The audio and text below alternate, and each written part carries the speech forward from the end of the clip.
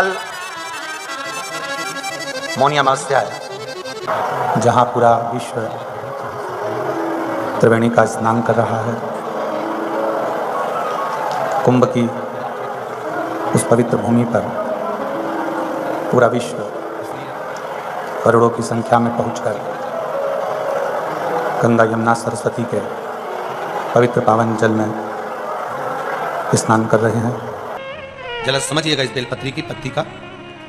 आप लोग जितने लोग भी टीवी के माध्यम से देख रहे हैं या जितने लोग आस्था चैनल के माध्यम से, फेसबुक यूट्यूब के माध्यम से, और जितने लोगों को नज़दीक से अगर ये बेलपत्री ना दिखे तो आप लोग एलईडी के माध्यम से इसका स्मरण करिएगा जरा। ये बेलपत्री की पत्ती है। इस बेलपत्री की पत्ती में धोने के बाद भी, साफ करने के बाद भी अगर बेलपत्री की पत्ती में कहीं चक्र रह जाता है या बेलपत्री की पत्ती में नीचे गदा रह जाती है, डूठ रह जाता है, और वो डूठ वाली, वो चक्र वाली बेलपत्र यदि हम समर्पित करते हैं तो उसका पुण्यता हमारे खाते में नहीं आता। चक्र कैसा और गदा कैसी, डूठ कैसा? बेलपत्री की पौधे की डंडी में से बेलपत्री तोड़ी तो नीचे डूठ रह जाता। देखा है ना माताओं? जम के बोलो जरा, देखा है सबने? उस डूठ को निकाल दिया जाता है, उस डूठ को निकालकर रख दिया जाता है। अब चक्र की स्थिति क्या रहती है कि बेलपत्री का जो पौधा होता है उस पौधे में किसी किसी पत्ते में एक जैसे कागज रहता है, कागज में एक चने का दाना रख दो, चने का दाना रखकर कागज को दबा दो तो उसमें फुंसी जैसा एक भाव उत्पन्न हो जाता है। कभी कभी आप लोगों ने देखा होगा, उसमें उभरा हुआ भाग उत्पन्न हो जाता है। जिस बेलपत्री के पत्ते में, जिस बेलपत्री के पत्ते में कहीं उभरा हुआ सा भाग अगर नजर आता है, जैसे दाने जैसा अगर नजर आता है, या बेलपत्री का पत्ता नीचे से एक बिंदु जैसा उचक कर सामने आ जाता है तो वो चक्र माना जाता है। वो बेलपत्री शिव को समर्पित नहीं करी जाती।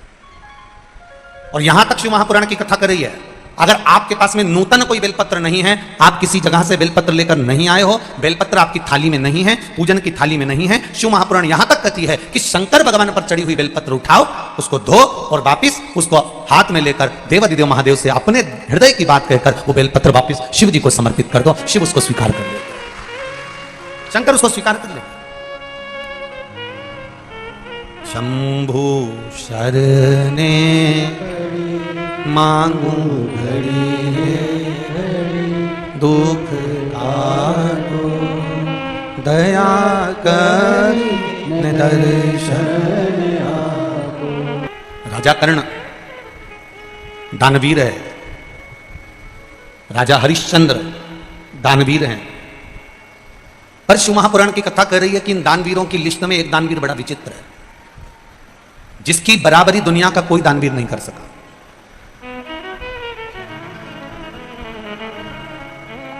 दानवीरों में भी दानवीर, जिसकी बराबरी दुनिया का कोई व्यक्ति आज तक नहीं कर पाया। दानवीरों में कितने बड़े बड़े दानवीर हो गए, कर्ण जैसे दानवीर हो गए, स्वयं हरिश्चंद्र जैसे हो गए, स्वयं दशरथ जी जैसे हो गए, जनक जी जैसे हो गए, ना जाने कितने कितने बड़े बड़े दानवीर हो गए। पर उन दानवीरों में एक दानवीर ऐसा है जिसकी गणना आज तक दुनिया के लोग नहीं कर पाए, आज तक किसी ने नहीं करी, और वो थे दधीचि ऋषि। केवल एक, क्या नाम है उनका? जम के बोलो जरा, दधीचि ऋषि। दानवीरों में केवल एक दानवीर इतने प्रबल थे, दधीचि ऋषि। दुनिया के लोगों ने जो दान दिया दिया, दुनिया के लोगों ने जो धन दिया दिया, दुनिया के लोगों ने जो वस्त्र दिया दिया, दुनिया के लोगों ने जो आभूषण दिया दिया, पर दधीचि ऋषि एक ऐसे दानवीर थे जिनके सामने सारे देवता आकर खड़े हुए हैं और जो हाथ जोड़कर कह रहे हैं कि वत्रासुर का अंत करना है और आपके शरीर की हड्डियां चाहिए, शरीर की अस्थियां चाहिए।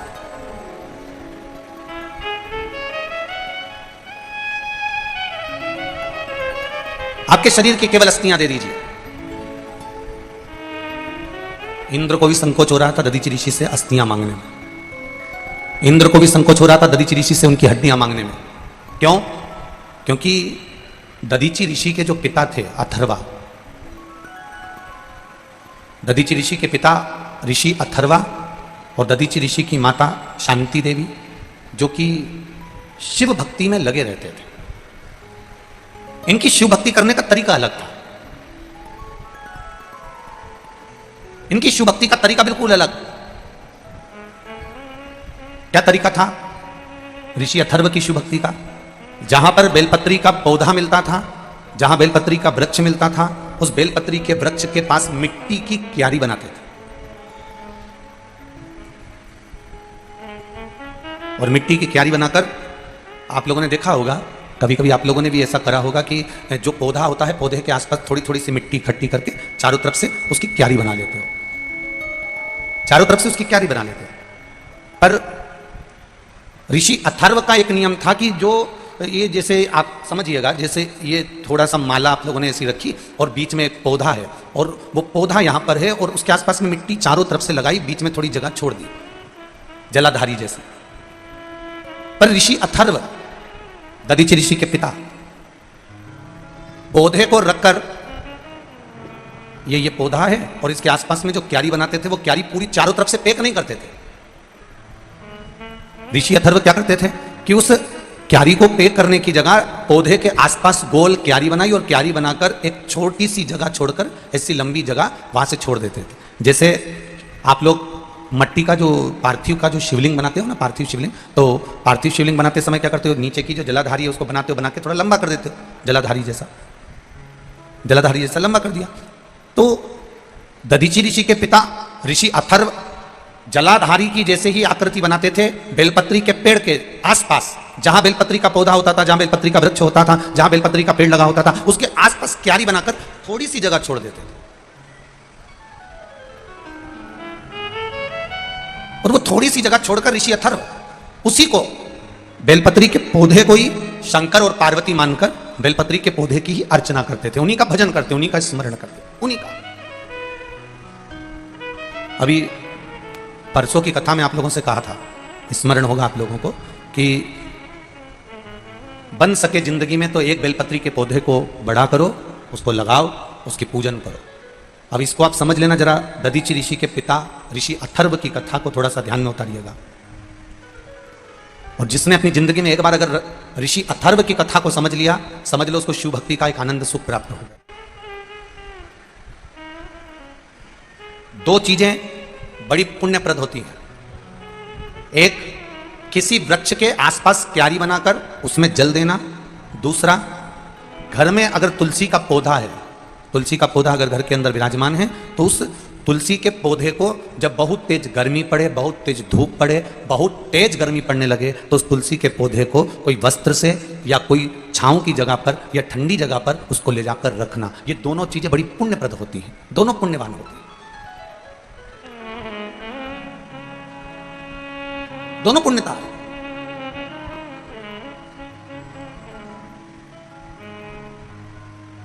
शिव कथा कर रही है, ऋषि अथर्व बेलपत्री के पौधे को ही शिव मानते थे और बेलपत्री के पौधे को ही पार्वती मानते थे। बेलपत्री के पौधे में ही गणेश जी का दर्शन करते थे, बेलपत्री के पौधे में ही कार्तिक का दर्शन करते थे, बेलपत्री के पौधे में ही वो अशोक सुंदरी का दर्शन करते थे, बेलपत्री के पौधे में ही जया, विषहरा, शामली बारी, दौतली और देव, इन 5 कन्या का भी दर्शन वो बेलपत्री के पौधे में करते थे।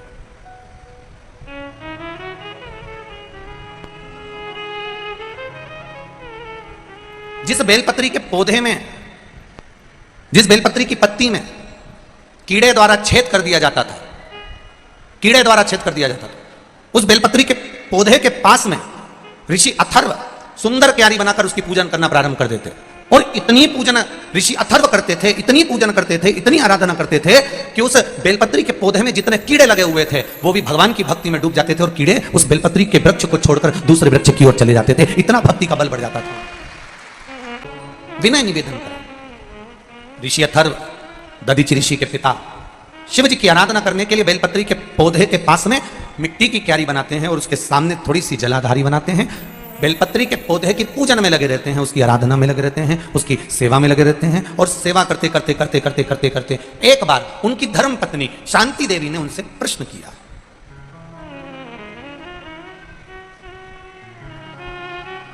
कितनी सुंदर बात, पत्नी पति से बात भी कर रही है तो शंकर भगवान की कर रही है, और एक आज की पत्नी पति से थोड़ी देर भी अगर बात होती है तो केवल सामान लाने की ही होती है।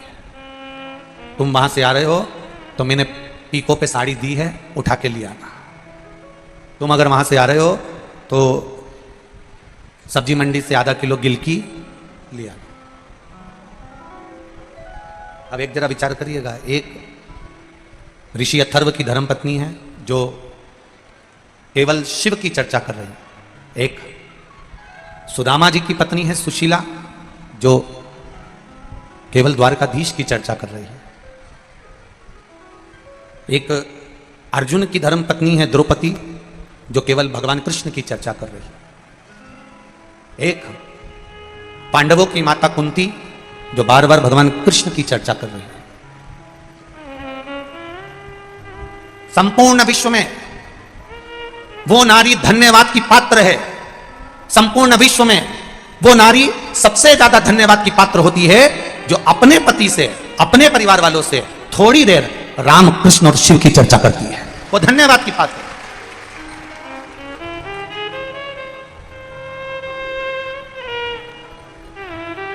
और मेरा विश्वास कहता है, बेटमा में ये लाखों की संख्या में जो भक्त आए हैं, आप लोग लाखों की संख्या में यहां पहुंचे हो, तो ये मेरा विश्वास कहता है कि जितने लोग ये देपालपुर, बेटमा, इंदौर क्षेत्र के हैं, ये मेरा विश्वास कहता है प्रत्येक घर में चाहे बहू हो, सास हो, ननंद हो, बेटी हो, दामाद हो, जो भी घर में होगा, मेरा विश्वास कहता है कि आपके घर में प्रतिदिन भले एक बार बात निकले पर शंकर भगवान की बात जरूर निकलती है। ये निश्चितता, ये मेरा विश्वास कहता है, ये मेरा भरोसा कहता है, ये मेरी दृढ़ता कहता है।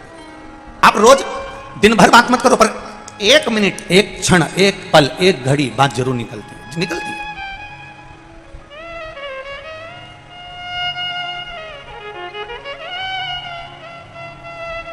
और हम तो हमेशा कहते आए, आज फिर कह रहे हैं, जितनी भी माताएं कथा सुनने के लिए आए, जितनी भी माताएं कथा श्रवण करने के लिए आए, उनसे निवेदन है कि प्रयास करा करो कि अपने घर के पुरुष को भी एक लोटा जल हाथ में देकर शिव मंदिर भेजने का प्रयास करा करो। कारण दिन भर दुकान पर बैठकर वो कमाता है, दिन भर व्यापार वो करता है, दिन भर व्यापार करता है, दिन भर बैठकर कमाता है। सुबह 8-8 बजे से 9-9 बजे से लेकर 12-12, 1-1 बजे तक वो व्यापार करता है। प्रेशर बढ़ा रहा है। सुबह 8-8 बजे से लेकर 11-11, 12-12 बजे तक वो कार्य करता है। प्रत्येक घर की माता का एक नियम होना चाहिए कि अपने पति से कहे कि 5 मिनट शंकर जी के मंदिर चले जाओ, जो तुम्हारे घर के पास में मंदिर है, जो तुम्हारे घर के करीब में मंदिर है, उसमें जाओ, एक लोटा जल चढ़ाकर। पति पूछेगा क्यों, तू जा तो रही है, तू चढ़ा तो रही है, क्या तेरे जल चढ़ाने से क्या मुझे फल नहीं मिलेगा? पत्नी हाथ जोड़कर कह देना, मैं भोजन करूंगी तो मेरा पेट भराएगा, और तुम भोजन करोगे तो तुम्हारा पेट भराएगा। ये तुम्हारे लिए। पत्नी कमाने नहीं जाती, पति कमाने जाता है, तो झूठ भी उसको बोलना पड़ता है, बेईमानी भी उसको करना पड़ता है, 1 रुपये का 2 रुपया भी उसको करना पड़ता है, छल भी उसको करना पड़ता है, कपट भी उसको करना पड़ता है।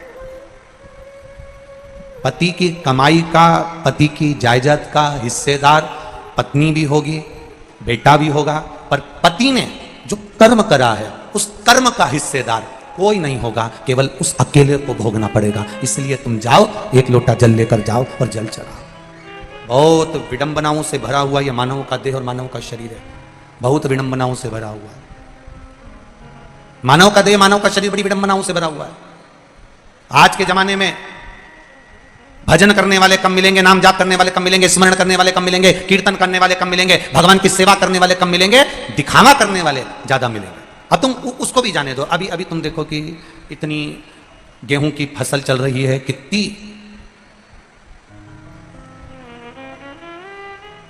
पहले के समय में ये गेहूं काटने की, चना काटने की मशीन नहीं होती थी।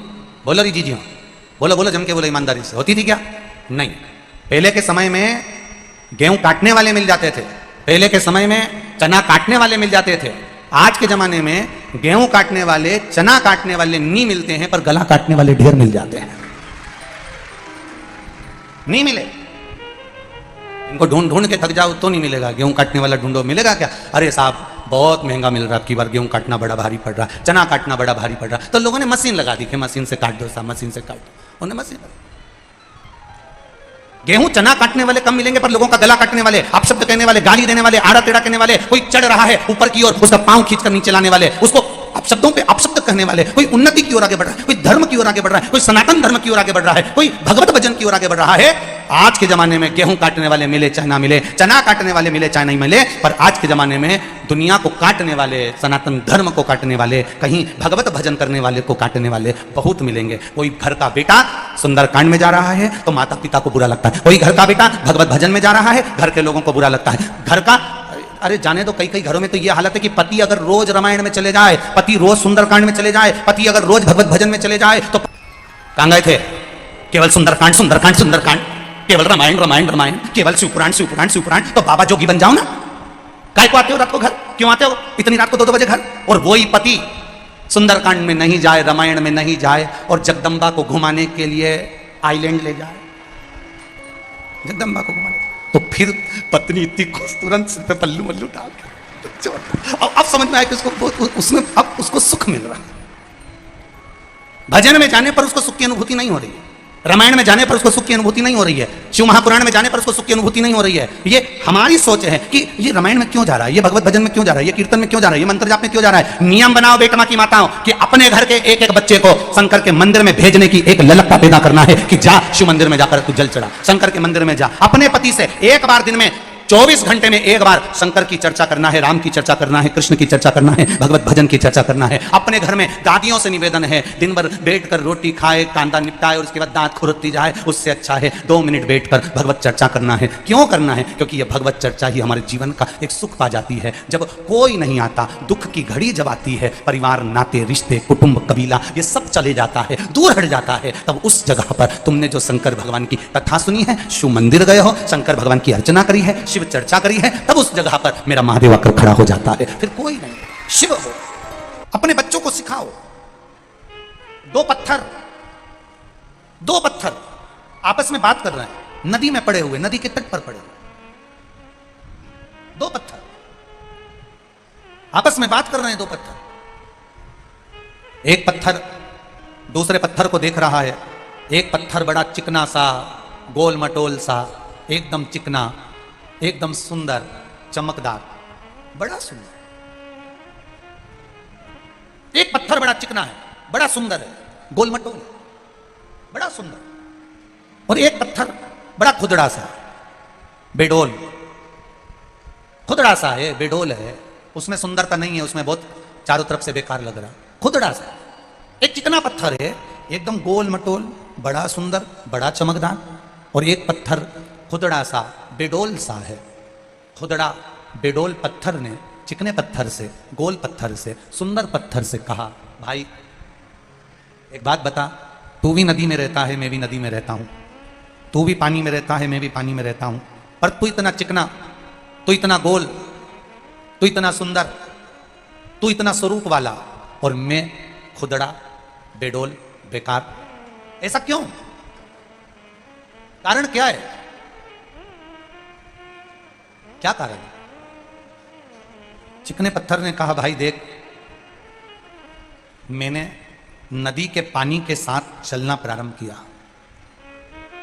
नदी के पानी के साथ चिकना पत्थर कह रहा है, गोल पत्थर कह रहा है, चमकदार पत्थर कह रहा है, मैं नदी के पानी के साथ चला हूं। दुनिया के थपेड़े मुझे पड़े हैं, पानी ने मुझे बहुत थपेड़े दिए, बहुत गहराई में रहा, लुढ़कता रहा, चलता रहा, और कहीं गिरा, पड़ा, पानी ने मुझे काटा, बहुत संघर्ष मैंने किया, तब जाकर मैं ये चिकना, गोल, सुंदर, चमकदार हो पाया हूं। तू बता, तू पानी में बहा?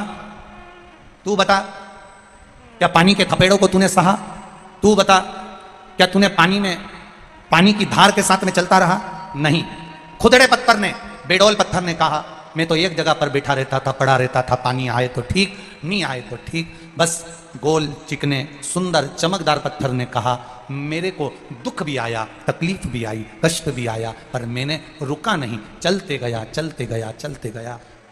इसलिए सुंदर बनकर मंदिर में मूर्ति के रूप में पूजा गया, और तू खुदड़ा इसलिए रह गया क्योंकि तू बैठा। आए जीवन में संघर्ष आएगा, जीवन में दुख आएगा, जीवन में तकलीफें आएंगी, जीवन में कष्ट आएगा। आप चलते जाइए, बढ़ते जाइए, दुनिया के लोग आप पर ताने देंगे, दुनिया के लोग आपको गाली देंगे, दुनिया के लोग आपको अपशब्द कहेंगे, दुनिया के लोग आपको आड़ा टेढ़ा बोलेंगे, दुनिया के लोग आपको दिन रात कोसेंगे, तो भी तुम्हें पानी के वेग के साथ में चलते जाना है, चलते जाना है। जब चलते जाओगे तो एक दिन मंदिर की मूर्त के रूप में पूजा जाओगे। जो रुक गया रुक गया, जो हार गया, चलो बढ़ो, कहे कहने वाला। आग लगे बस्ती में, बोलो बोलो जम के बोलो जरा, अपन रहो मस्ती। कहते हो कि लोग कहते हैं कि विश्व का कल्याण और पहले अपना कल्याण चाहता, तो तुम प्रैक्टिकल करके देख लो। कहीं भंडारा हो रहा, कहीं भंडारा हो रहा, आज साहब हनुमान जी के मंदिर में भंडारा है, आज साहब ठाकुर जी के मंदिर में भंडारा है, आज साहब यहाँ पर अन्नकूट है, यहाँ भंडारा है, तो आप कैसे कह सकते हो कि विश्व का कल्याण करने वाला पहले अपना कल्याण? हाँ, ये कहीं भंडारा हो रहा है, भंडारा हो रहा है और भंडारा चल रहा है, और उस भंडारे में आप कह रहे हो कि हमने विश्व के कल्याण के लिए, जगत के कल्याण के लिए ये भंडारा रखा। पर देखा जाए तो भंडारा जैसे ही चालू हुआ, 2 पंगत पूरी हुई और तीसरी पंगत में तुमने पॉलिथीन में नुक्ती भर के, पूड़ी भर के, सेव भर के अलग रख दिया, और जैसे ही पहचान वाला आया पहले उसको उठा के दे दिया, घर ले जा, घर ले जा, घर ले जा। अब अभी क्या कह रहा था? विश्व का अब कल्याण किसका कर रहा है? पहले बोलते जाओ बेटमा वाली जीजियों, पहले किसका कल्याण कर रहा है? और अब एक तरफ कर रहा है विश्व का कल्याण, और दूसरी तरफ कर क्या रहा है? मारा वाला आया। अब फिर पंगत चालू हुई, भोजन चालू हुआ, पंगत में भी हम भोजन करने बैठे, वहां भी हमने विचार करा कि ये मेरा है, ये मेरा। विश्व का कल्याण हो, उसकी मूल आधार था। विश्व के कल्याण की मूल आधारशिला, सबसे पहली आधारशिला है कि हम परमार्थ में लगे रहे, अर्थात सर्वे भवन्तु सुखिनः, सबका कल्याण। और एक बात अपनी जिंदगी में उतार कर रखिएगा, एक बात अपने जीवन में उतारिएगा कि जब हम दूसरे के लिए जीना सीख जाते हैं, शिव महापुराण की कथा कहती है, जब हम दूसरे के लिए जीना सीख जाते हैं तो हमारे लिए, हमारे परिवार के लिए हमें सोचने की जरूरत नहीं पड़ती है। जब हम दूसरे के लिए जीना सीख जाते हैं तो हमारे लिए और हमारे परिवार के लिए वो महादेव सोचना प्रारंभ कर देते हैं, फिर हमें नहीं सोचना पड़ता। हम एक पूतना, जब भगवान कृष्ण को दूध पिलाने के लिए आई, जब भगवान कृष्ण को विष पिलाने के लिए पूतना इतना सुंदर रूप धर के आई, इतना सुंदर रूप धर के आई कि दुनिया के लोग पहचान नहीं पाए कि ये पूतना है। कई लोग तो कह रहे थे बड़ी सुंदर अप्सरा है, बड़ी सुंदर है, बड़ी सुंदर है, बड़ी सुंदर है, चारों तरफ आनंद आनंद समा रहा था।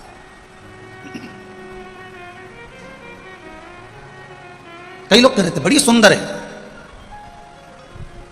अब पूतना का चित्र सुंदर है, पूतना दिखने में सुंदर है, पर शिव महापुराण की कथा कर रही है कि पूतना का चित्र सुंदर हो सकता है, पर भगवान को विष पिला रही है, छोटे छोटे बच्चों को विष पिला रही है। इसका चित्र सुंदर हो सकता है, पर इसका क्या चरित्र सुंदर होगा क्या? बोलो री बेटमा वाली चीजें, हो सकता है क्या? नहीं। इसका चित्र सुंदर है पर चरित्र सुंदर नहीं है। पर शास्त्र कहता है कि चित्र पर मत जाना, जाना तो चरित्र पर जाना। जिसका चरित्र सुंदर होगा वो दुनिया का एक आनंद कर जाएगा। चित्र की सुंदरता मूल नहीं है, चित्र की सुंदरता में मूलता नहीं है, चित्र की सुंदरता में वो आनंद की अनुभूति नहीं है। चित्र कैसा भी हो मेरे महादेव का, पर शिव महापुराण की कथा कहती है मेरे महादेव के चरित्र के आगे सारी दुनिया फीकी है, सारी दुनिया फीकी है। क्योंकि मेरा महादेव का जो चरित्र है, मेरे महादेव का जो एक आनंदमय स्वरूप है, ये सुख प्रदान करने वाला है।